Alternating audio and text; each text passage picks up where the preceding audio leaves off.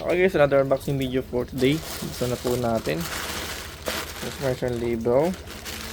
Naka-plastic lang, so pwede ko na buksan kasi naka-plastic lang. Plastic na talaga siya. Ayun. Meron tayong float bulb again.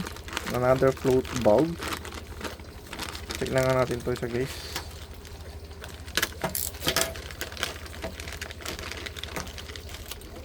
Ayan.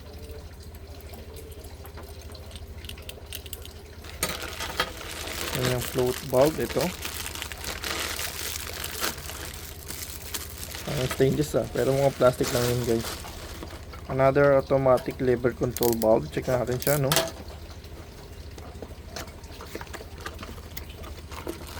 Ito. Sa pang-teflon na ayos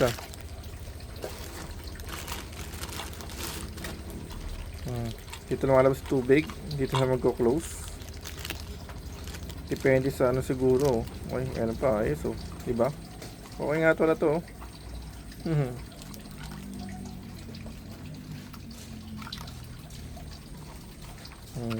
Pasok siya to. Yun. So yun lang pala siya guys, no? So again, meron tayo dito pinaka bulb float. Float bulb, automatic po siya. So pag puno na yung tubig, kusa na siyang magasarado. Ayan, meron pa siyang filter sa loob. Tapos may kasama pa siyang teflon at ito. So, diba?